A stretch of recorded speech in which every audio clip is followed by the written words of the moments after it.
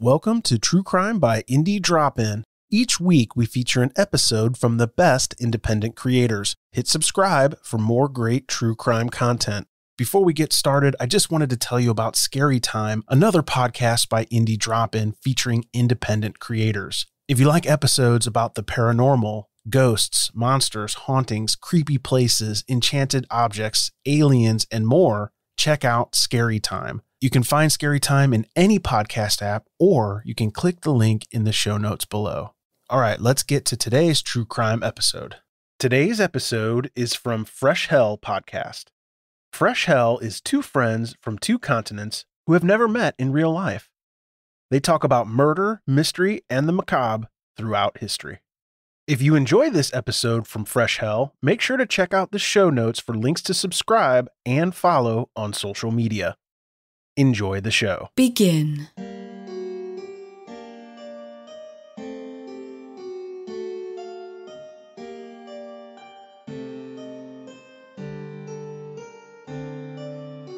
You're listening to the Fresh Hell podcast. Fresh Hell contains stories of a disturbing and often graphic nature and is intended for a mature audience. Please don't let your kids listen to this, or they might turn out like us.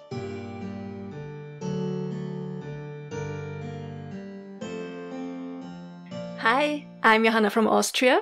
And I'm Annie from the US. Thank you very much for joining us for another episode of Fresh Hell, the most international of true crime podcasts. And we're very glad you found us. This podcast is supported by our listeners through Patreon. Thank you very much for helping us to create better content for you. This week, we especially want to thank Jennifer Mead. Thank you very much, Jennifer. Beth W.S. Thanks, Beth.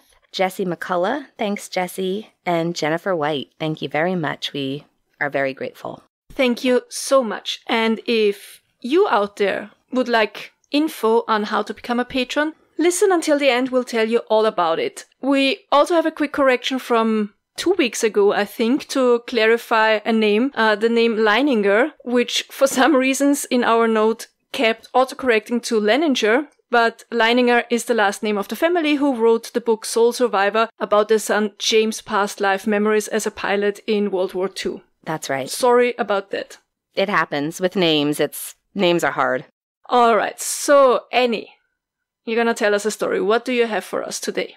Okay, so you may remember that last Halloween, I had looked into what the true story behind the Have You Checked the Children urban legend was. If you don't know what I'm talking about, that's episode 82, if you're unfamiliar with that urban legend and that sort of creepypasta story. And so when I was looking for whatever true story had started the legend, this is another case that I came across, and it's terrifying. And unlike episode 82, where we talk about the Jenkins and Christman murders, Evelyn Hartley has never been found. Originally, I planned to wait until October to cover this again, but I honestly haven't been able to stop thinking about the case since I first read about it. So I'm hoping I'll just sort of get it out of my system by telling you all about it. So this is the story of the 1953 kidnapping and presumed murder of 15-year-old Evelyn Hartley. I don't know anything about it, so I'm very excited. Yeah, I didn't know anything about this either, and well, you'll see. It's really left me thinking about it. So I looked up some information on 1953 because it was, for sure, a more innocent time. How Much Is That Doggy in the Window was popular on the radio. That was a radio hit. That's one of those songs that I always think is like a song for children, but then you find out, oh no, that was a top of the charts hit. It's early 50s, so like Bobby Socks, the Korean War had just ended in 1953, Stalin died, Queen Elizabeth was coronated, I Love Lucy was on TV, the very first Chevy Corvette was built in Flint, Michigan. Shout out to the folks in Flint, Michigan, who have been going through absolute hell dealing with their water crisis. What else? Hugh Hefner published the first episode of Playboy, which had Marilyn Monroe as the centerfold. And Evelyn Hartley is a junior in high school, so it's her penultimate year of school in Lacrosse, Wisconsin. Johanna, are you familiar with the game of lacrosse? Yes, but I just have a very basic knowledge, and it's not huge here. It's actually rather niche, I'd say. Mm-hmm. So I could use a little refresher, please. Great, because I've got one for you. Okay. I knew I'm quoting ruleofsport.com on this because I'm not great with the sports ball. All right. So, quote, lacrosse is a team game in which a ball is passed between teammates using a stick with a mesh or net at one end. It originates in Native American communities where it was used as a training ground for tribal warriors and dates back almost 1,000 years. You might remember a friendly game of lacrosse taking place in the film The Last of the Mohicans, in which Daniel Day-Lewis stars, and in its early form, there were sometimes thousands of players on either side battling for victory. Since early versions of the game were witnessed and documented by French Jesuit missionaries, it gained popularity and was first codified in Canada in 1867. The modern game is a fast, frenetic contact sport that requires players to wear padding and helmets, a sight at which no doubt the Mohicans would have laughed heartily. End quote. I really liked that last little bit. It's like when people who play rugby watch American football and they're like, oh, it's charming. Yeah. Look at the pads. 1,000 players on each side. That's, wow. It used That's to be, something. Yeah, you can imagine what it used to be back in the day, especially as they used it for training, for battle. You know what I mean? Yeah. It's definitely a sport that's gaining popularity. We actually played it in high school gym class. All I really remembering is cradling, which is like, there was a lot of running around while the gym teacher, shout out Miss B if you're listening, just yelled, cradle, cradle. Cradle, which is like you spin the stick really quickly in your hands because the pocket is really shallow. So you have to, centrifugal force keeps the ball in the pocket, right? I'm just bracing for now for the strongly worded letters from the lacrosse community. I'm really sorry. But it's popular here in New England, and you'll find shops that only sell lacrosse equipment, which always surprises people from other parts of the country or other parts of the world. So there's some quick facts about the sport that gave the area its name. And according to the Lacrosse Historical Society, they write that, quote, the Ho-Chunk, Ojibwe, and Sioux frequented the lacrosse area more than 1,000 years before 19-year-old Nathan Myrick arrived on November 8th, 1841. Myrick, or Myrick, was warmly greeted by the Ho-Chunk. He built a log cabin from which he hoped to launch a fur trading business. The city grew rapidly in its first decade. A post office was established in 1844,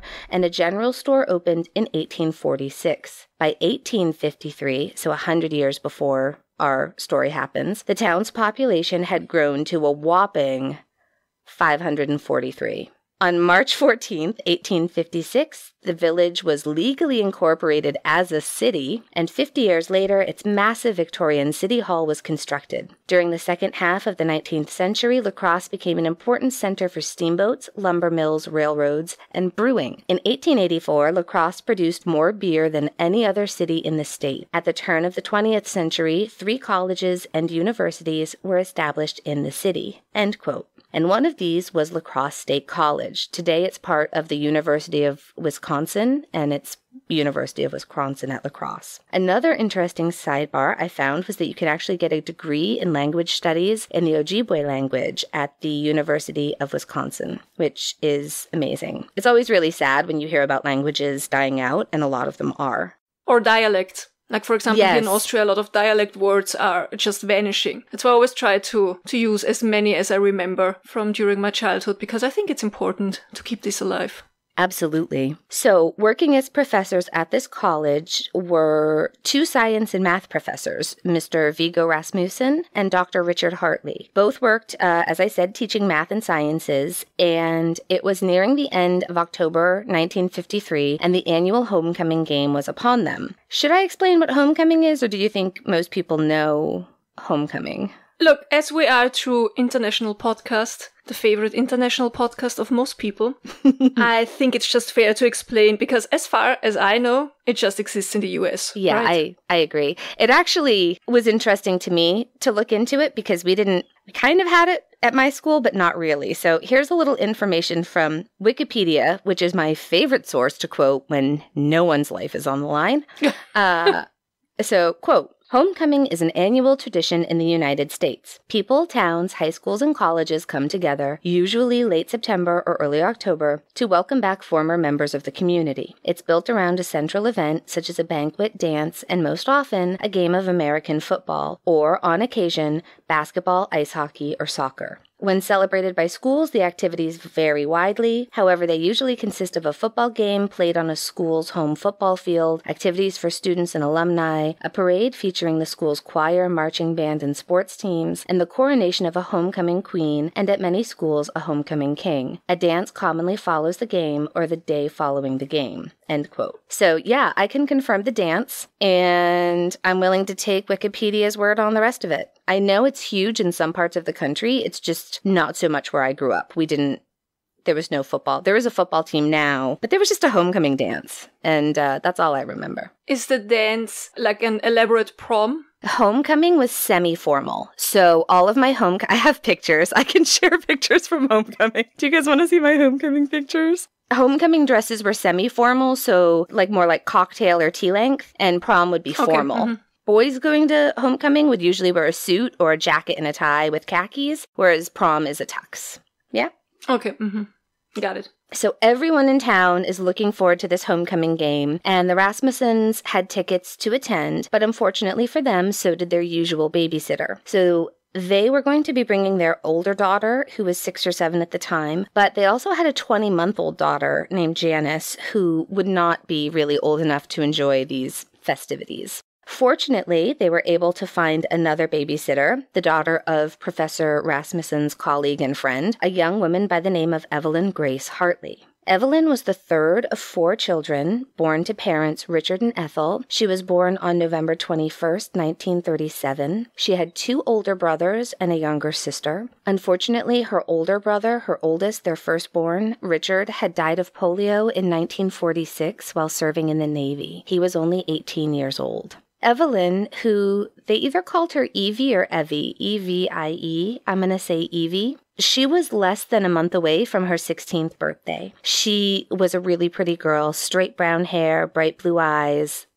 gorgeous smile, and she was really popular with her teachers and her classmates. She was an honor roll straight A student who excelled in sciences. No surprise there, right? If you've got a biology professor as a father. Yeah. She was also involved in the drama club, choir, boosters, and she played piano and was active in her church group. She had been on a few dates, but had no serious boyfriend. I'm not sure whether she didn't have a boyfriend because she didn't want one, or whether it might have been that her parents were on the stricter side. I think a lot of the information we have is, of course, from interviews given by her parents. You know, if you had asked my mom and dad what I was like at 15, they would have said, oh, she's not interested in boys. She's focused on school. Like, of course I was interested in boys. I just wasn't allowed to date until I turned 16. Yeah. My parents raised us like it was 1953. That's a Patreon episode. I have some funny stories. Anyway, I think it's possible she might have liked a boyfriend but wasn't allowed one yet. And I think it's also possible she might have preferred to go to the game net that night. But I think she was equally happy to earn some money babysitting. And it would be an easy job, just one young child who would be put to bed soon after she arrived. So she had brought several school books with her to get some studying done. And those were the best babysitting jobs. I always struggle a lot more if I have to be an authority figure. Like, I will yell at a child to drop the rock and step away from the wasp nest, but it's harder to be the bad guy, right? Which is why a Great Dane sleeps on top of me every night. I'm like Jennifer Coolidge's character in Best in Show. Like, I'm just here to provide unconditional love and decorative abilities. It's, yeah. I don't know about children. I barely babysat when I was a teenager, but about dogs, I know. And I'm glad Philip is the bad guy. He's doing the bad guy part because I spoil them rotten. And then I always tell them, I'm gonna tell Dad, wait till he comes home, then you're gonna see what's happening. See, I do the same thing. I've literally had to text Paul in the middle of the day and been like, I remember once with Tucker, he had rolled in something disgusting and I was like, you need to come home and help me. I can't. I was like, your father's coming home. You're in so much trouble. We don't have human children. We have to carry it on.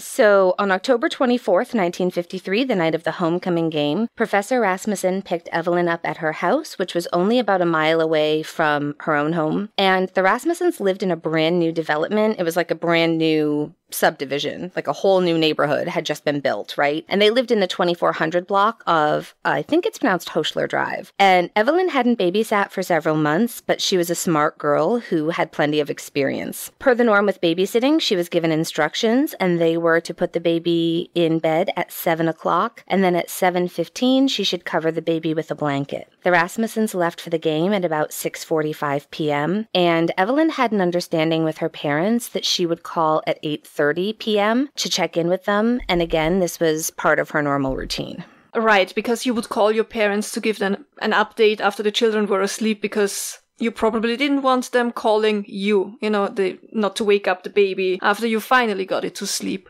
Exactly. Yeah. One thing that's mentioned often in the telling of this case is that Evelyn's mother had a very bad feeling not too long after her daughter left the house. And she really wanted to call because she just felt like something was wrong. But she said no, she felt like she was being silly, and she knew that Evelyn would call at 8:30.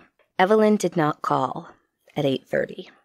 And so when the phone didn't ring, her parents phoned the Rasmussen house, but there was no answer. They probably didn't panic initially. You could have any number of things that would prevent you from calling at a specific time and keep your hands busy for a little bit, right? Just a diaper blowout would do it, and that's really common. But they called several times and they got no answer. So then they called the neighbors, and the neighbors were like, the lights are on, there was no power outage, no reason she wouldn't be answering the phone. They hadn't seen or heard anything unusual. So now the parents are concerned, and her father heads over to the Rasmussen home just to check on his daughter and make sure everything is okay, because it could be that maybe the infant she's watching might have gotten sick or is just taking up her time. It's also possible that maybe his own daughter has gotten sick or something's come up and she needs some help.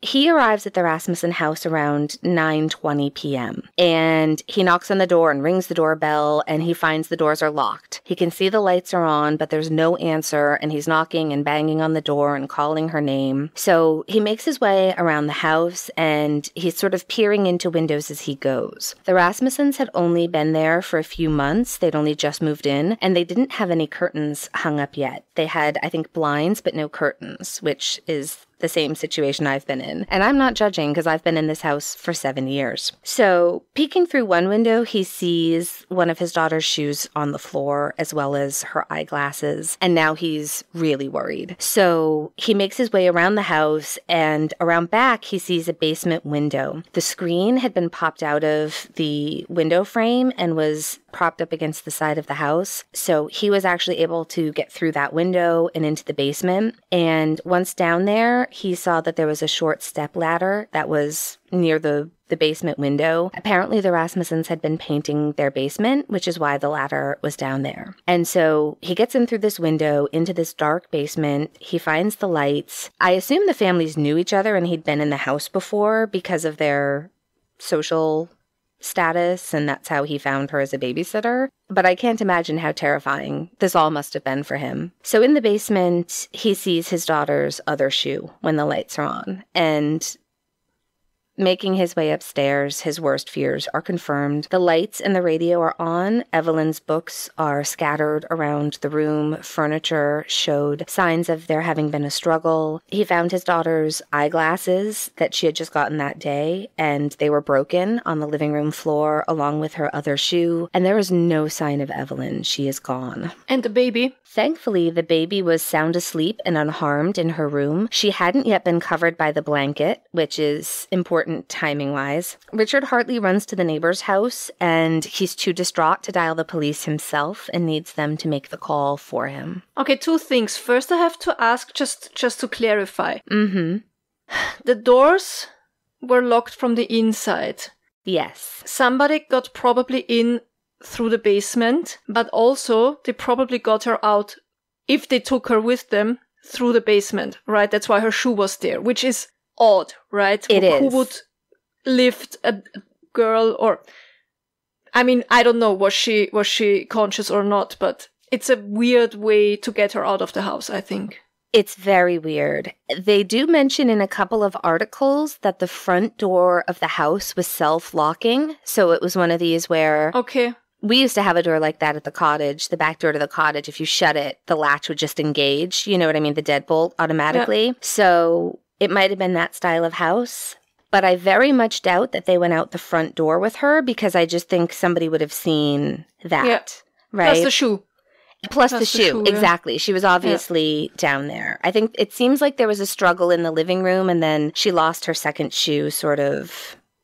But we'll get a little bit more into that. Yeah. Yeah, sorry. No, I that's didn't okay. want to go ahead. Just I wanted to make sure that I understood correctly. It's a really odd detail. Did the police find anything helpful at all? They did. So other windows at the Rasmussen home had pry marks on them. In fact, other homes on the street also found marks around doors and windows. And there are mentions in articles of the time about a prowler or a burglar or possibly a peeping Tom in the area. If somebody had been breaking into homes for a while and no one started checking, though, until this disappearance, it's kind of hard to know for sure if they were from that night, if they were related to that incident.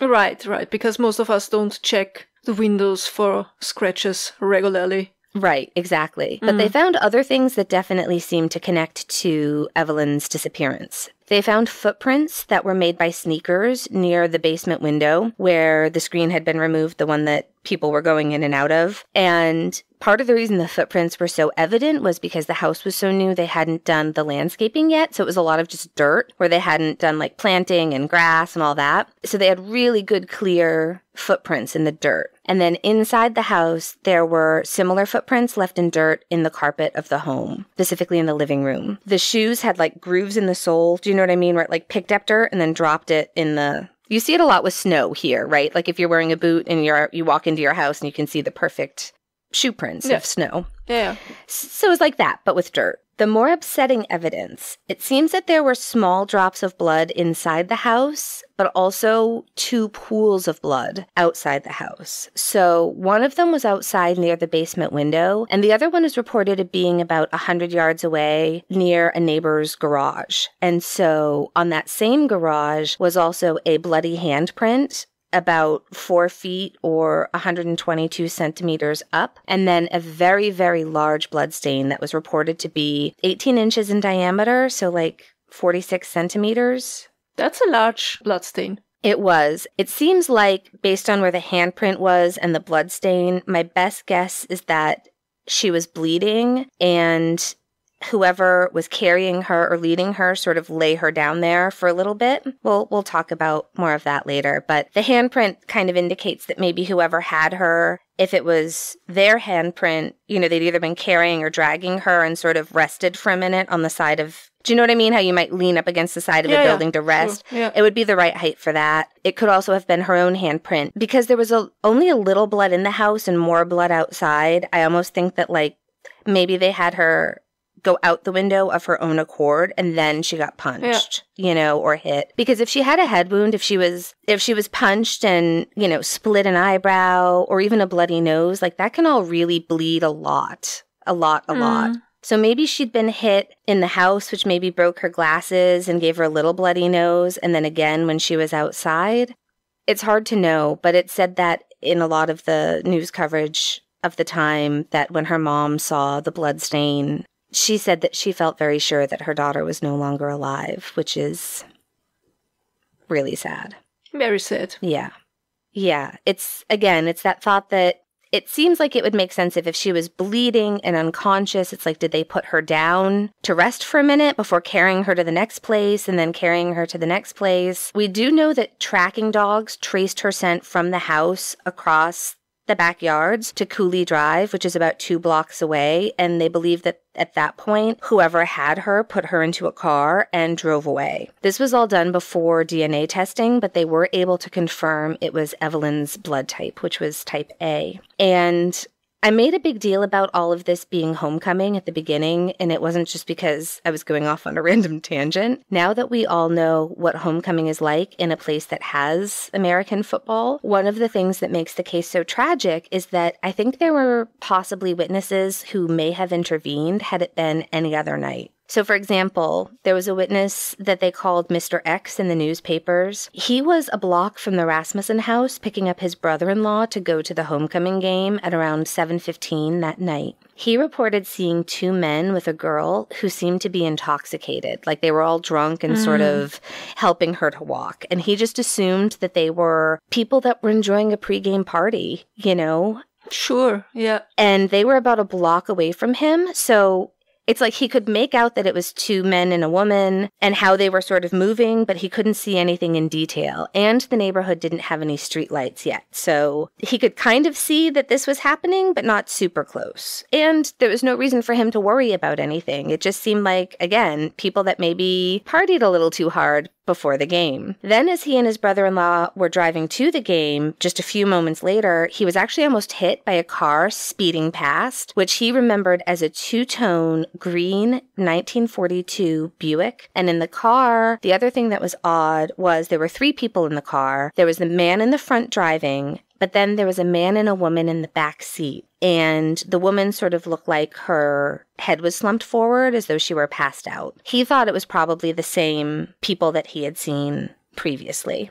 So that night he had just written it off. He just thought, you know, again, people partying too hard before the big game. But once he heard about Evelyn's disappearance, all of a sudden everything he'd seen took on a much more sinister sort of possibility, and so he contacted the police. He was known as Mr. X in the newspapers in order to protect his privacy at the time, but he was a local man by the name of Ed Hoffer. There were also people in the area who heard screams, but again, they thought it was younger people partying. I mean, that's such a reoccurring theme, right? Hearing screams, not knowing what they mean or thinking they mean something else. Also this kind of, it's just not possible that it means something bad. You know what I mean? It's... Yeah, and you never want it to be anything bad. I joke all the time about hating the sound of children screaming, like playing, but I really do. Because migraines aside, I'm constantly on alert. It's always like, oh, they're having fun. No, wait, is someone hurt? That didn't sound fun. And then, yeah, you hear people, every so often you'll hear something and you're not sure what you heard. What are you going to call the police and say, I think I might have heard a scream somewhere near me? Like, that's not helpful. But I'm sure I'm not the only one who thinks about this kind of stuff a lot. When we still lived in Vienna, we had new luxury condos built just right next to our garden, and a lot of families with children moved in there. And one of the families had a little kid, and she screamed like she was being murdered. I'm not even kidding. Seriously, Yes. At first, me and my neighbors, we kept running outside to see if she needed help, because it sounded like somebody was burning her with cigarettes or stabbing her in the eye. You know what I mean? Yes. Yeah. But no. She just liked to scream, like, yeah, that was her thing. And she also liked to do this the whole day during summer, like from the morning until the evening. And so I constantly had to work with my doors and windows closed, which was so much fun. But last thing I heard is that she grew out of that phase, luckily. That's so funny because we had at my old house, there was a little girl in the house sort of directly behind my yard. And same thing. They moved in and all of a sudden I hear these screams like I thought an animal had been caught in a trap. And I went running to the back of the yard and I was like, are you okay? And she ran in because I scared her running toward her. But yeah, just a screamer. Just love to scream all day. And it's like, my nerves can't handle this. This is a lot of screaming. Yeah. Again, totally grew out of it. It's like, yeah, scary. There were also reports of a light tan car seen circling the area, but I don't think anything ever came of that. The search they undertook was massive. It was one of the largest in Wisconsin history. I read a lot of old articles, contemporary articles, to cover this case. Most, of course, are from the Lacrosse Tribune, but I'm going to read you a tidy summary I found in an article that was marking the anniversary of the case. It's also from the Sunday Features in the Lacrosse Tribune from October 22nd, 1978. The title of the article is Our Greatest Mystery, Evelyn Hartley Case Caused Turmoil 25 Years Ago, and it was written by Jerome R. Rosso. I'm going to read an excerpt from this article, and I've edited for content and clarity. Quote, Intense searches were made on foot, by boat, and from the air. College and high school students, joined by, in the phrase of the time, an aroused citizenry, joined hands to search large areas of ground. As many as 2,000 searchers were involved the first few days. At that time, the Rasmussen house was on the outskirts of the city, with considerable open ground nearby. The searches began there and covered an ever-widening area. Squirrel and deer hunters were asked to stay alert when they sought game in wooded areas, and farmers in the area were urged to search their own property for some sign of the missing girl, including any indication of freshly turned earth. National Guard, Civic Air Patrol, and Air Force pilots took to light planes and helicopters to look from the air for anything suspicious, while flotillas of boaters organized to search the network of waterways around the city." End quote. This was a really tremendous effort, but they did not find Evelyn. Okay, they did not find Evelyn, but did they find anything at all? They did. They found several things. So, just off of Highway 14 in the town of Shelby, not far from Lacrosse, searchers found a pair of sneakers that are described as tennis shoes. They were a size 11, and authorities were able to deduce that the model of shoe was the Hood Mogul. Hood Mogul. Gotta love that. It was made by the Goodrich Company and available for purchase in Wisconsin, Iowa, Michigan, Minnesota, and Illinois. When inspecting the shoes, they were able to determine that 2 different people had worn the shoes and that they were much too small for one of the people who had worn them. They also found a very distinctive pattern on the sole of the shoe that indicated the person who wore the shoes frequently drove a Whizzer motorbike, not motorcycle. Investigators tried hard to track down the owner of the bike, and because I know we've got a lot of motorcycle folk in our listening group, I wanted to give you just a little bit of information. For our motorcycle enthusiasts, this is from the Whizzer website, and this shows how it went from being a small motor that you could attach to your bicycle to becoming a little bit more like a small motorcycle. So in 1949, that September, they say, quote, "In order to keep pace with its new competition, Whizzer released the Model 300 motor. This new engine had 7/8-inch valves, a more efficient combustion chamber, better cooling, and a higher compression ratio. These changes resulted in," are you ready? "A 3-horsepower engine that could reach speeds of 40 miles an hour. Whizzer sold about 15,000 Model 300 motors, $109.97 a piece. And then they go on to say that in 1951, Whizzer released the Sportsman motorbike, which was much more like a real motorcycle. The Sportsman abandoned pedals altogether and used a Kickstarter to get the bike going. The Sportsman cost $224.50 for the standard edition, which had a clutch transmission, and $239.50 for the deluxe edition, which sported the Bimatic automatic transmission. So, there's some information on the Whizzer. So they could see on the shoe that the guy was using a Kickstarter motorcycle. That's my impression, yes. Mm-hmm. And so they really investigated this. They were in touch with Whizzer. They had their sales records. They were tracking down current and former Whizzer bike owners, but nothing came of it. They never found anybody who fit. Also, because forensics felt 2 people had worn the shoes, they felt that they had been way too small for one of the people who had worn them, which made me wonder if maybe the person who had the bike outgrew them. Like, would a teenager have had this kind of thing for a bike, I wonder, at the time? And maybe they outgrew them. Would a teenager have a $224 motorcycle at that time? I mean, it depends on the teenager, right? And their parents? True. I assume that Lacrosse would be like anywhere else, where there would be a very wealthy element somewhere nearby.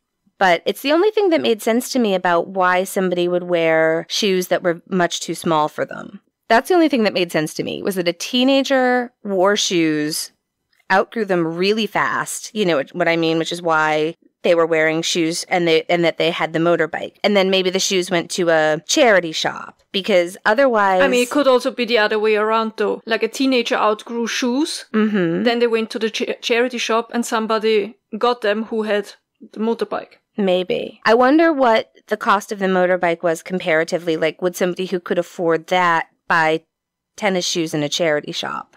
I don't know. It could absolutely be. There's lots of little things like that don't make sense. It's like there's this, but then there's that. I mean, it's all possible, right? Yeah. So they found shoes, and did the impressions match the shoes? Yes, exactly. Okay. They did, yeah. And they were the correct size as well for the prints. So they really do believe those are the shoes. And even more damning is that on the shoes were bloodstains, obvious bloodstains, and they were type A, Evelyn's blood type. The shoes, I think, are still believed to be the best evidence, the most concrete evidence. Also found near the bloody shoes was a blue denim jacket. It was a very faded blue, so everyone can imagine, right? Denim that's been washed over and over. You pay extra now to get it to look that way when it's new, but this one had gotten that way, honestly. It was a well-worn, mended jacket. It was a medium size, and they estimated it to be about a 36-inch chest with buttons down the front, 4 buttons. The third one down was missing. And one of the more interesting things about the jacket is it looks like it was intentionally cropped, so like made shorter and then seamed up at the bottom using white thread. I don't know why somebody would do that unless maybe it was torn or previously something had stained it, maybe covering other blood. Who can say? There were metallic paint flecks on it, but more concerning was the bloodstains on the jacket, which were also confirmed to be Evelyn's blood type. I've mentioned Evelyn was type A blood, and I looked this up. And from the most to least common blood types, it goes O, A, B, AB. Having type A blood, she did have the second most common blood type, which is also not going to make the investigation easier, right? Right. Inside the pocket of the jacket, they found fibers that are used in scrubbing brushes. Another clue on the jacket, probably the biggest, is indicating a possible profession. What they had was this really interesting wear pattern on the coat. All around the chest of the jacket, underneath the armpits, was a circular wear pattern as though the person had the jacket on and then had a harness that went around their chest under their arms over the jacket. This led the police to wonder if the jacket belonged to a steeplejack. And I had to look this up because it's not a term that's still used commonly today. Do you know what it means? I just wanted to ask, yeah.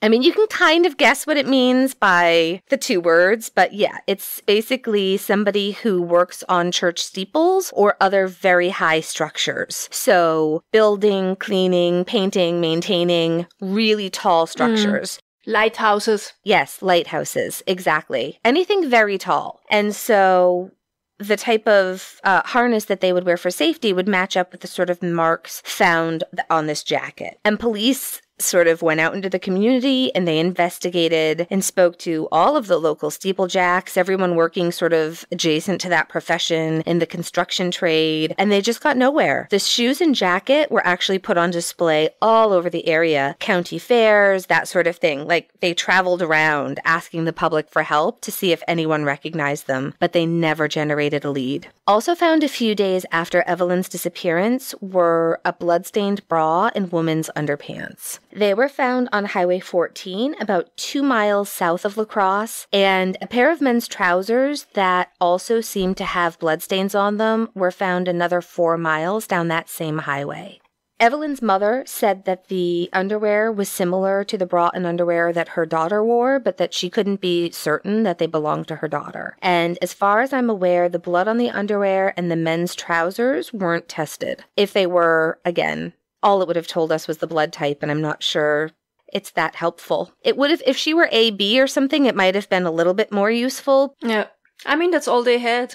What could they they do? do? Of course. I think they did everything they could at the time. Absolutely. It's amazing. It's amazing. Just wait. This is just the beginning. This is wild. So the town is terrified. Everyone without curtains is putting them up. There is a 10 p.m. curfew for all teenagers, which didn't they all have to be home by 10 o'clock anyway? And of course, nobody's going to babysit. The next thing that happened was the largest mass undertaking of lie detector tests that I've ever encountered. I have an article to read you. Again, you know how I love to come at you with these old articles. So this is from the Lacrosse Tribune, May 6th, 1954, page 1. And the title of the article is Lie Detector Tests Started Here Thursday. Quote, "Are you withholding any information regarding the Evelyn Hartley disappearance case?" This question was answered truthfully by a Central High School youth Thursday morning as authorities started mass lie detector tests in an effort to force a break in the babysitter abduction mystery. Most pertinent question asked concerned withholding of information on the Hartley case. The last question asked of the students was, "Have you answered all of these questions truthfully?" Under the proposed plan, only male students and teachers in the city's schools and Lacrosse State College will be asked to take the tests. Some 1,750 students and teachers are expected to be questioned before the plan is concluded. Josephson, he was the investigator, has high hopes that the interrogation will turn up valuable information that may lead to solving the mystery which has baffled criminologists throughout the nation. More than 2,000 persons have been questioned in interrogations directed by police. Authorities believe the abductors have been living with the crime these past 6 months and may crack under pressure of the investigation. It is also believed the men sought are local residents and are still in this area. End quote. Okay, so those are excerpts from this article about the lie detector tests. It's hard to imagine that happening today, like over 2,000 people on a lie detector test. But I mean, of course, nowadays you have the possibility to do mass DNA tests. Of course, yeah. But what else could they have done? I mean, it's incredible the work they did. Honestly, they tried everything, I think. They really did. And the other thing that's amazing, there were only about 300 people interviewed with a lie detector, which was at that time state-of-the-art technology. I mean, that was... What we know now, it seems like a big waste of taxpayer money, but at the time, it's remarkable that they even started to organize it. You know what I mean? And it really does seem like everybody was happy to do it. Like everybody was on board with this. And another thing that they did was gas stations had these big rectangular stickers that said, "My car's okay," like exclamation points. Essentially what would happen is if you went to a gas station for any reason, they would ask, everyone kind of knew this was happening. And so you could volunteer, everybody did apparently, to have their car looked at. The gas station attendant would give the car a thorough check over. And if they found no, I don't know, just obvious blood stains or other problematic evidence, then they gave you this sticker that you could display on your windshield, letting everyone know that your car was okay. No blood in this car. I'm okay. And I did actually read in a couple of other places that the gas station attendants were actually instructed in reality. So that's what everyone was told at the time. But like in reality, what they did was everybody got the "My car is okay" sticker, regardless of how much blood they found in a car. But that if they saw anything that looked a little bit suspicious, they would just make a note of the make, model, and plate of the car and immediately phone the police, which makes perfect sense because that way you're not spooking anybody, right? It's like, yeah, you're good. Probably everybody thought nobody was even checking, but maybe they really were. They just didn't find any cars soaked in blood. It's brilliant. I love that. I think that's amazing. My car is okay. Wow. No dead bodies in my trunk. They didn't find any blood-soaked cars, but did they have any suspects at all? They must have, right? Well, Evelyn's father was absolutely devastated. And remember, her family had already lost one child, so they've now lost a second child. This is so hard to imagine this sort of loss. And so he's devastated, but he immediately volunteered to take a lie detector to do the polygraph so that he could be definitively ruled out, which he was. The other suspect that we need to talk about, some of you, I'm sure some of our listeners are like, Lacrosse, Wisconsin. That's right. It's time to talk about Edward Gein. So Ed Gein was born in Lacrosse County, Wisconsin, and he lived in that same area. But his family moved away from the area when he was 7 years old. Ed's mother was abusive, hyper-religious, and taught her sons that sex was only for marriage and that all women were filthy, dirty whores. That's, mommy's words, not mine. This was problematic for a lot of reasons. A little bit.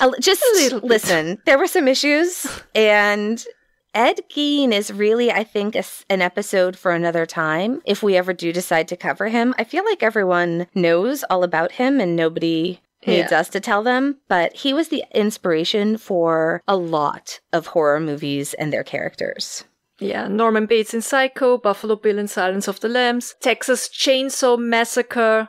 So many. If there's a skin suit or just real mommy issues in a horror movie, it's based on Ed Gein. He was arrested in 1957, and when his crimes came to light, a lot of people wondered if he might have been responsible for the disappearance of Evelyn and also of another missing young lady from the area who will be a case for another day. I don't know. This seems like a very different MO, though. Mm-hmm. Ed was a grave robber. I know he's, always considered to be one of the big ones, but he actually just had 2 known victims. Both of the women he killed were strong, independent women, just the kind of women his mommy told him to hate. Yep. Exactly. I don't see any way that Evelyn would have fit his profile. It just doesn't make sense, right? And it's funny too, because Ed is he's often referred to as one of America's most notorious serial killers, or, he's always referred to as a serial killer, but he wasn't one. He may have become one. Just like Manson. Yes, exactly. Manson was definitely not one. Ed Gein may have become one because he really made no effort to hide his crimes, and he was really very mentally ill. I mean, I think had the police not found this, tracked him down immediately because he was the last person seen with somebody who had gone missing, but he wasn't sneaking around much and hiding things. I think if no one had caught him, he would have had another victim, but he was really very mentally ill, and the police cleared him of any involvement in Evelyn's disappearance, and I don't think he had anything to do with it. I think people just get excited that there's somebody, this really notorious necrophile who, it's exciting, but it's just not. Did they, by any chance, ask Henry Lee Lucas as well? I'm not sure. But I'm sure he would have confessed to it. He definitely would have confessed to it. I think it's a little bit early for Henry Lee Lucas. I was going to say, I think the timing is a little off. Yeah, 10 years. Yeah, there are some people who, no matter, it's like, was it Ted Bundy? No, he wasn't born yet. It wasn't Ted Bundy. Yeah. So any other suspects, non-serial killer related? No. Or non-notorious? Nope, sadly not. And I know there were people that were taken in for questioning, people who were arrested on suspicion and released. I'm not going to get into those people because, well, they were cleared, and so there's really no point. Yeah. But let's walk through what we think maybe likely happened. So, things that we know. This was a new housing development. Streetlights weren't installed yet. Also, Evelyn went missing just after the baby went to bed. Because you remember the baby hadn't been covered with the blanket yet. If the baby was supposed to be put to bed at 7 and then covered with a blanket at 7:15, that's a really short window of when she might have been taken, right? Because the baby was in the bed, but not yet covered. So here's what I wonder. Because the parents left at 6:45, she only had an awake baby for 15 minutes, right? I assume she rocked her and read to her and then just put her down. That's what I've read, is that the parents left at 6:45, but I almost wonder if the baby wasn't already sleeping, because that just seems weird to me. It's not easy to get a kid down at that age, so I would have thought, it doesn't matter really one way or another, but she didn't have time to put the baby blanket on, and she had only been there for a half hour before that was supposed to happen. So it wasn't a lot of time. So I just wonder, was there somebody having no luck in other houses? Maybe they had tried other houses. Maybe that's why there were pry marks. Maybe a barking dog or a light turning on. Because it was homecoming night, maybe whoever this was thought most people would not be home. And sure enough, they watched the Rasmussen car pull out of the driveway. At the time, I think the house now has a enclosed garage, but at the time, the driveway was sort of on the left side, and as you pulled up, it was like the house and then a lovely screened porch on the left side, but no garage. So when that car pulled out, that was the only car. Maybe they thought the whole family had left for the game, and so they broke in through that basement window and then were surprised by Evelyn. Or was she targeted? Was somebody watching? Had somebody been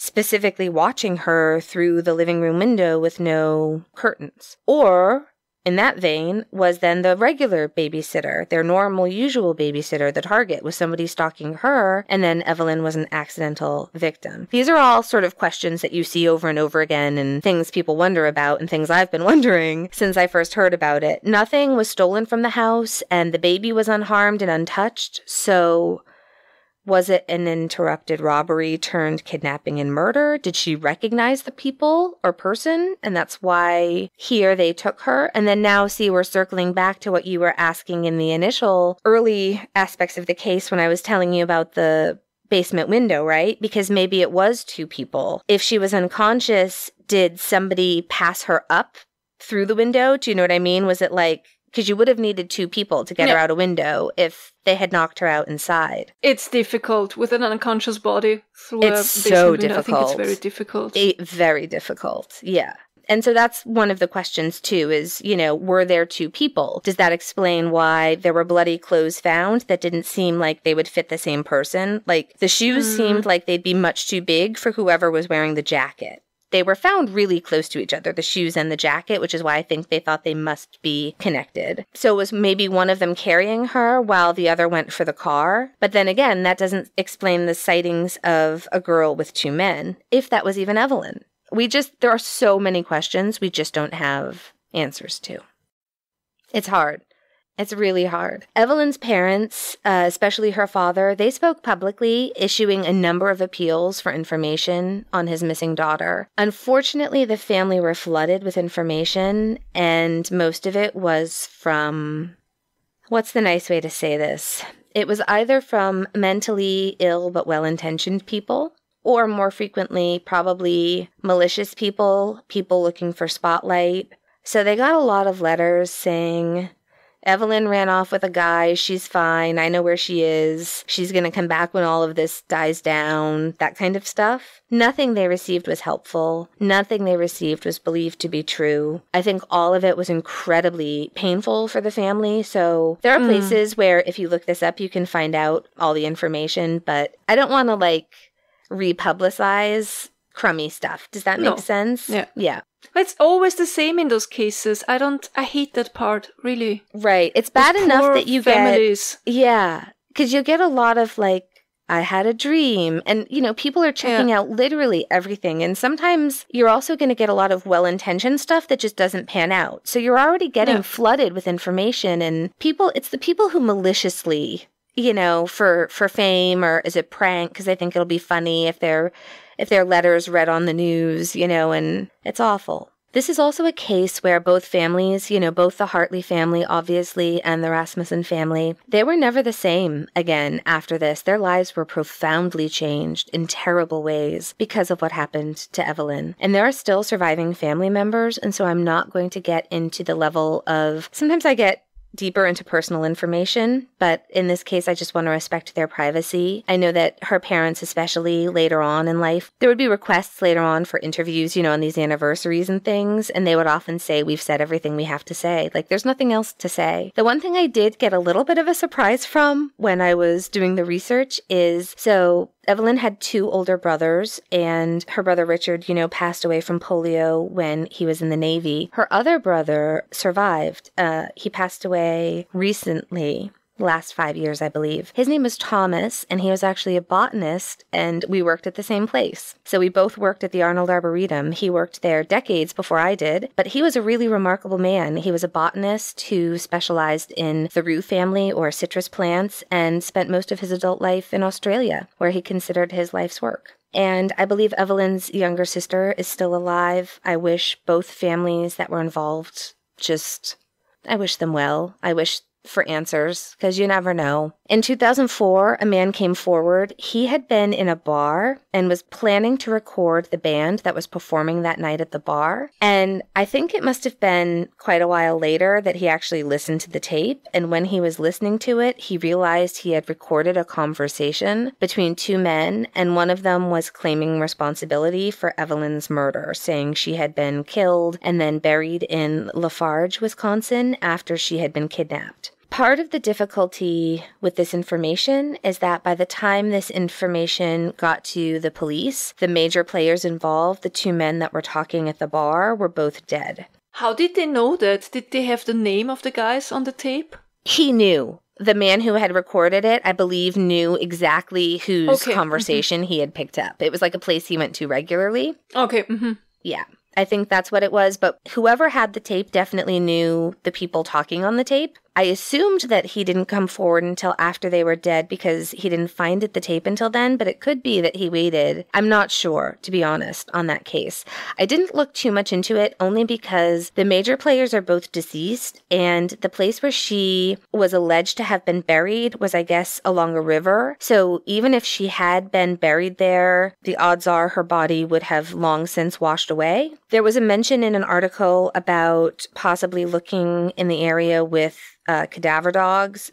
Again, I didn't get that into this aspect of things. It's kind of a footnote on the case. It's sort of the most recent activity. It is still an active investigation. So for all we know, there could be things happening that we just don't know about, that the police are still keeping close to their chest, close to the vest. But that's all there is. And without DNA, the evidence they do have is sort of difficult. Apart from the sneakers, finding clothes with blood in them on the side of the road could be as simple as a bloody nose and littering, right? Sure. Yeah. Especially anything like that, where, I don't know, I could see somebody having a bloody nose and like grabbing something out of a bag to staunch a bloody nose and then just like flinging it out a window. Although, I don't think anyone staunches a nose with shoes. But the underwear, I don't know. It's upsetting and it's sad. And it makes me sad that they never had any answers. And an article, again, from the Lacrosse Tribune by Emily, her last name is Pyrek. Pyrek, maybe. So Emily Pyrek, Pyrek. The name of this article is Rosalind Rasmussen Recalls Childhood Terror on 64th Anniversary of Evelyn Hartley's Disappearance. Rosalind is the older child who went to the game with her parents that night while her younger sister stayed home. This is a quote from that article. Quote, I think the case would be really hard to solve at this time. I feel like anyone who was involved in anything is long past. It would have provided more closure if the person had been found. Even to have a body to bury, for someone to be prosecuted, would have helped our families move on. While her life and that of her family was forever changed by the tragedy, she also counts her blessings. If I hadn't gone to that game, I might not be alive either. I kind of feel now like Evelyn is kind of an angel. What a martyr she was. She gave up her life to protect my baby sister. End quote. Evelyn was last seen wearing red denim white stag jeans, a size 34 to 36 plain white ship-and-shore blouse with pearl buttons, a beaded belt with a metal buckle, size 24, and white bobby socks. If you have any information concerning this case, please contact the Lacrosse Police Department at 608-785-5962. And that's it. That is the tragic disappearance and, I think, murder of Evelyn Hartley. Yeah, probably. I'm wowed by what the police did. It's almost as with the Lucy Berlin case. I like these cases where you can really see how much the investigators work to get it solved. They really Unfortunately, this time they didn't. They couldn't. Yeah. I know, interestingly, the Lindbergh Law came up because I think in the early stages of the investigation, the FBI offered to get involved as part of the Lindbergh Law, but the local police really handled it. They really did have it well in hand. I can't think of anything they got wrong. It would have been a very different situation had it happened today with Amber Alerts, DNA, everything that we have. I think also maybe a slight more willingness to be rude, if that makes sense. Like, where in 1953, I think maybe it would be more common if you saw a girl with two boys and she looked like she was drunk. Yeah, sure. It's different nowadays. Exactly. I think that's what I think more people would, just a different time. It's a different time and we have different tools at our disposal. But yeah, I think law enforcement did everything. They had special investigators. Everybody was deeply involved in this case. I don't know. It's just one I think about, and I'm going to share more articles, and we'll talk about it in the Facebook group some more, because there's other ancillary information that I didn't get into a lot of the nitty bits and pieces, because it's, unless you're sitting looking at maps and things, it doesn't translate well to a podcast. So I'm looking forward to talking to you all about this in the Facebook group. All right. Do you have anything good this week? Yeah, I did something good today. I went shopping with my sister. We had a nice little afternoon at the mall, buying some clothes and, some home decor stuff. It was nice. We both needed it. Oh, yeah. Lot. That's awesome. I love that. How about you? Yeah, I have a movie that takes place in Wisconsin that I want to recommend. I think, I probably have already recommended Drop Dead Gorgeous. Mm-hmm. I have. Okay. All right. So that's one thing. What else? We finally watched The People versus my brain. This is the end of the podcast where it's like I've lost, my tongue doesn't work anymore. The People versus O.J. Simpson. We finally watched that and it was excellent. And you and my sister both told me that season 2 is even better about the Versace murder. So yeah, I'm looking forward to watching that. Yeah. And what else?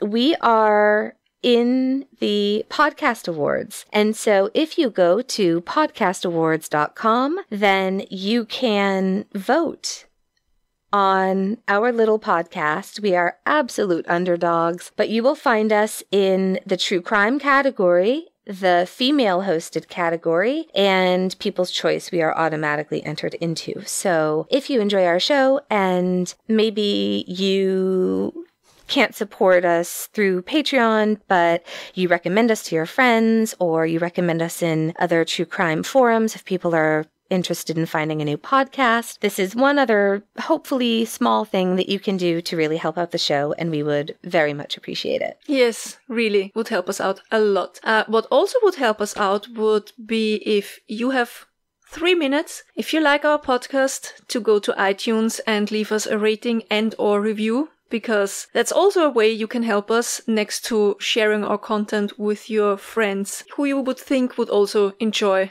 murder, mystery, and the macabre. Also, come join our Facebook group. It's a fun little lovely group of people with all kinds of content. A friend told me Annie and I managed to create the most random group on the internet, and I'm very proud of that because that's us. It really most is random. I know. I have so many friends who, I swear, some of them they really are very picky about the podcast because they don't actually like true crime. They like our historical episodes more, but they just love the Facebook group so much. And it's nice. It really is such a nice, interesting group of people. If you want more information on our Patreon, please go either to patreon.com or to our webpage, freshhellpodcast.com. We have 3 tiers. We do monthly game nights, makeup video fails, things like this. It's as random as our Facebook group, but a lot of fun, I think. It's very random. On our webpage, you find all the ways to contact us, our email, our PO box, links to our merch store, to our Patreon, to our Facebook group, to our Instagram. Yes. And also, please tell your dogs, your pets, your cats, all of them, that we said hi, that we love them, that we miss them. We want you to cuddle them and hold them tightly. And please be kind to your other fellow human beings and give them sometimes the benefit of the doubt. Please. Please. Absolutely. And if you are going through hell, keep going. Tschüss. Bye.